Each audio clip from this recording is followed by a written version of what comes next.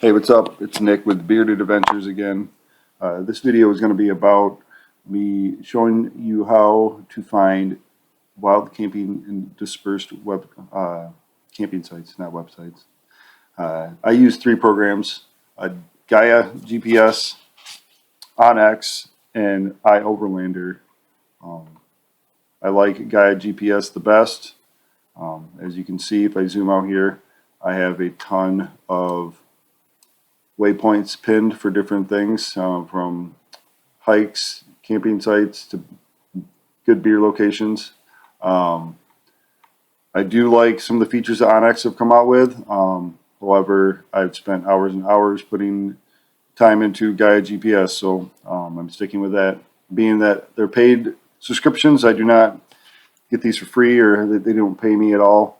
This is just my opinion, and having multiple paid subscriptions is costly. So I only have Gaia GPS now.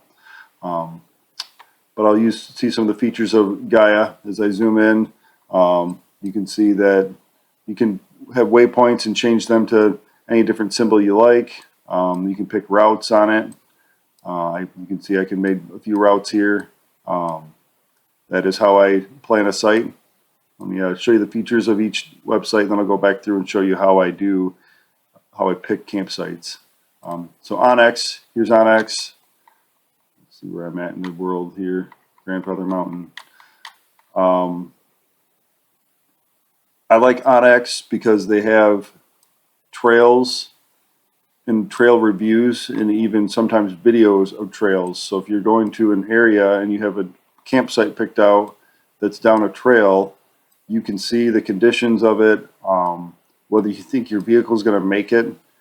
It is a very valuable tool. That is the biggest feature I like. They also show, when you pay for the subscription, as you see it says upgrade, I let mine go. When you zoom in, it shows you property owners. So you can look and see who owns the property, if it's national forest property or if it's publicly owned. That way you're not just trying to disperse camp on someone's private property. But you can see they have a lot of trails that they have listed. You can even do this for snowmobiling, which is a pretty cool feature. But yeah, that's a little gist of how Onyx works. And then ioverlander, it has a ton of, like, it's just 30 different things they can show you, from established campgrounds, wild camping, hotels, hostels, fuel locations, propane, water, Wi-Fi locations, laundromats. So I will go in here and click on what I need to find for the area that I'm going to be in. I did one time when I was out west. We needed showers really bad. Our camper shower is nice, but sometimes a nice shower is good to have. And we found showers at a local gym for like $6. So it was well worth it. But yeah, I'll use this to find sites if I can't find a good wild camping site on my own, because they already have them highlighted. And then if you click on them, they'll tell you a little description about the area and what's going on, and it'll say whether or not it's still active, because some of these are illegal sites that people put on and then are taken down by the administrators that it's not allowed to camp there. So you just have to be wary of that, but it is a good tool to use.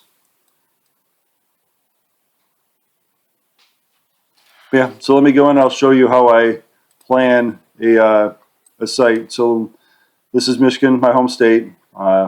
There's a site I know I used up by Traverse City, and this took me time to find this little spot. But I did initially find this little state campground here, and I can see it's on a river, and you see, if you look at the topical map, it's a wooded and swampy area, and then there's a couple 2-tracks that take you to it.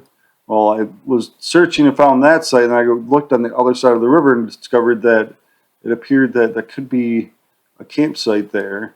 So I pinned it on my map, and what I do is I always pin 2 or 3 sites in the area I want to go, in case someone's in the location already, or maybe it's just from the map, it doesn't tell you, the whole story. So it might not be what you want to see. But yeah, so this one ended up being a great site. It was down the end of this 2-track, right by the river. My wife and I camped there for 2 nights, and several side-by-sides pulled up in here. And I think it was a popular site, and we had, first come, first serve, got to it first. So, but yeah, as you can see, I'll use the topical map to determine, where I think would be a good site.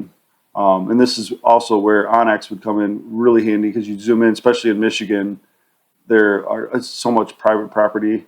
But yeah, there's one way of doing that. The other way would be pulling up ioverlander for the area, and it would pull up that same site across the river. It just won't show you that hidden site that I found.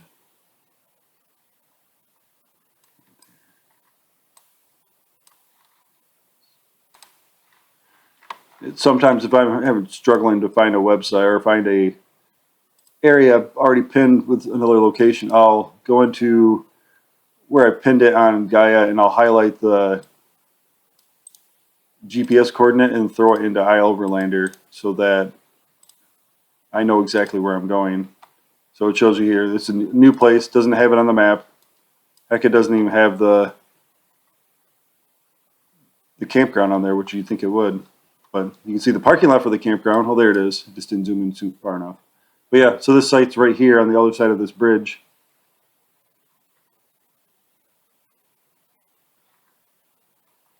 Let me show you a different site that I used, or I did, down in North Carolina.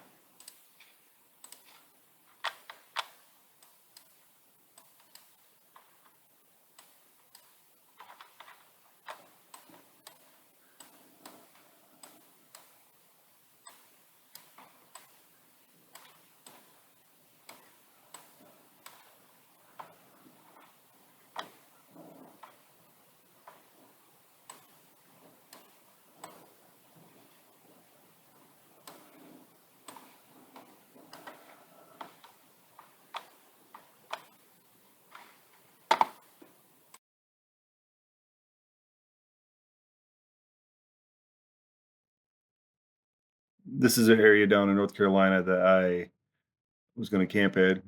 We were going to camp in this Linville Gorge area, but you can see that on the topical map it shows that these lines are very tight together. So it's a mountain or large hill, and all this is backpacking trails, foot trails.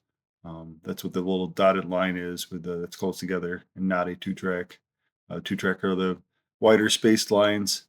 We did end up camping at this really awesome uh, rustic campground, national forest campground, right there by Limbo Gorge.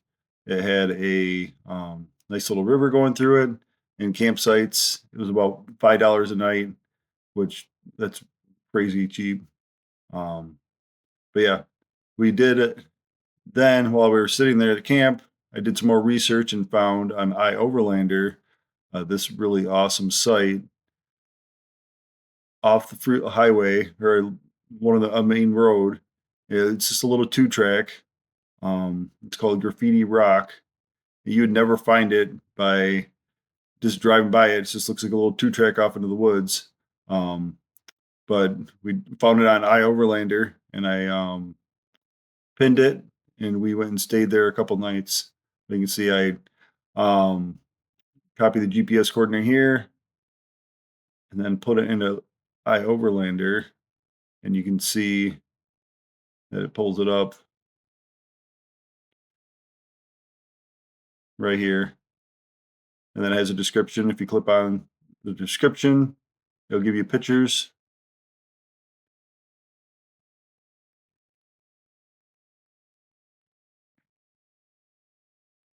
You see it's just a 2-track and a big rock that people camp at quite often. There were shotgun shells and beer bottles and all kinds of graffiti all over the place, but this was close to the Grandfather Mountain area, which we were attending an event, and there's lots of awesome hikes in that area.